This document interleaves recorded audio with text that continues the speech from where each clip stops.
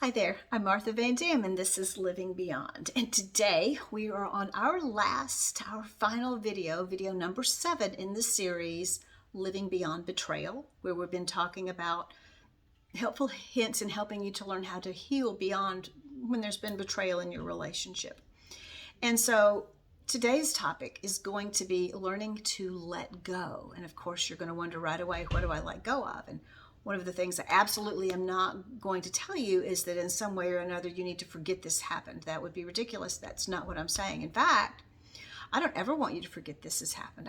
If we forget, then we forget the wonderful lessons and we forget the strength that comes out of this. So we're not asking about forgetting. But what we are asking is how do we live in a way that this event isn't now somehow consuming us, isn't the main thing we think about. What I don't want for you is that as you walk out into life, as you move forward and beyond through this healing, I don't think of the idea of betrayal. I don't want it just hanging over you all of the time, all of your life, like it's this major part of your world. As an example, let's think of betrayal itself as you imagine what it might look like to you and in something physical. And what I've got right in here with me today is a damn it doll. A damn it doll that my son gave to me, and I leave it here in the office. It's just, if nothing else, it's a conversation piece from time to time. But if this damn it doll represents the betrayal that happened, very often what we do is we want to keep holding on to the memories and holding on to what happened. We feel like we're protecting ourselves by doing that, as though if we hold on to it, somehow we're protecting ourselves from it happening again. But in reality, what is happening is we're holding it closely to us. It's as though we're holding on to betrayal. And I'll be the first one to tell you, betrayal is not something we want clenched up against us.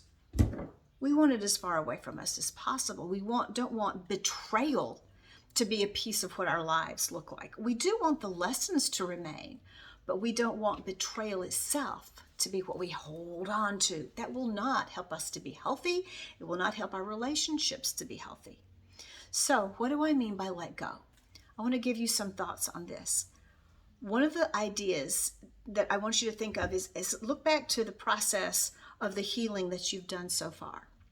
There have been a lot of lessons you've had. There have been a lot of things you've learned, and hopefully in those lessons you've made some different choices in how you behave or how you talk or how you learn and how you listen. Some changes.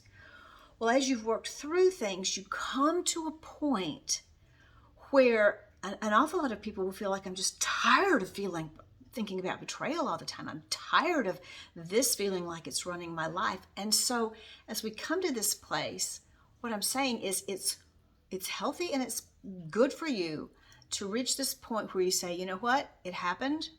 It was a part of my life, but I'm not going to think about it all the time. I'm going to try to focus my life in a different direction. We're moving beyond now.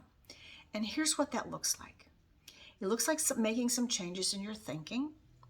And the letting go piece of it is letting go of this reminder that may be in your mind of he did this thing. Yeah, he did this thing. But we don't need to think about it all the time. We can put it down. We haven't forgotten it, but we don't need to have it in our mind overly and frequently. You might have an idea of he's got to pay for this. He hurt me this badly. He's created this much damage. He needs to pay for this. That idea of he needs to pay will wear you out, will make you bitter, and will change your life in a negative direction you do not want to go. Put it down. Put down the idea of he needs to pay. You might have the idea of, well, he's done this thing and now we've come up with other issues in our relationship and he needs to correct every one of them before I can move forward with him. No.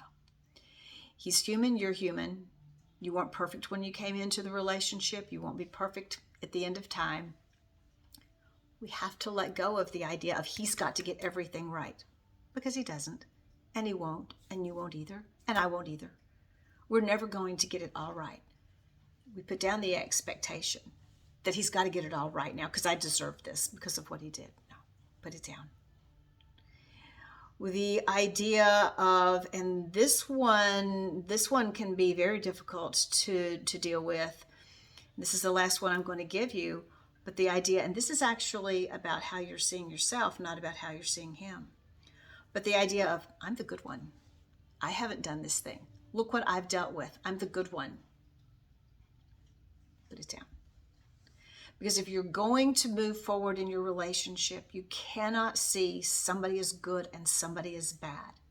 Somebody as someone who did the bad thing and someone who's doing the good thing. You cannot. You must put that down, and you must move forward with, we're moving on now. We're going to focus on how do we grow our closeness?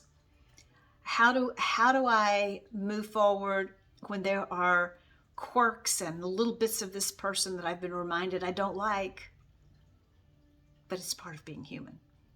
We put it down. So what I'm asking you to do is come to this place where you say, okay, it's happened. I'm learning, I'm moving forward, I'm growing, and I'm pushing on through, but I'm not going to keep dragging up, chewing up, thinking about, bringing up for topics of conversation. I'm not going to keep rehashing it over and over and over. I'm going to let it go. Some people will use the term forgiveness. I don't like the term forgiveness because I think it's been used in so many different ways and has been used in so many unhealthy ways. Everyone has a different perspective of what it means. But from my perspective, forgiveness is letting go. It's saying, I'm not the one in charge of making sure that he pays. Not my job. So I'm letting go. And here's the cool piece of that. There is so much freedom in letting go. Again, I'll repeat myself. This video and this thought about letting go is not to happen at the very beginning.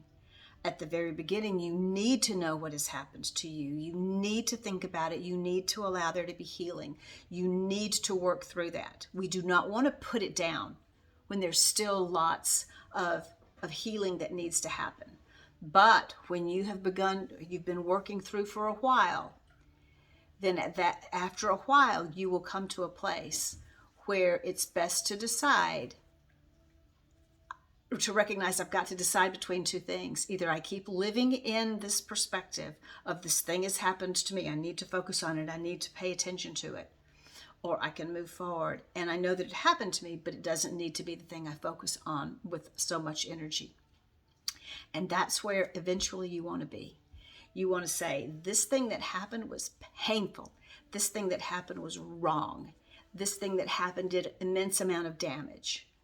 And I'm learning from it, and I'm moving forward, and it is not going to define my life. It gets put down. I am letting go. So I hope for you beautiful moments of letting go. I mostly hope for you the freedom that comes with letting go.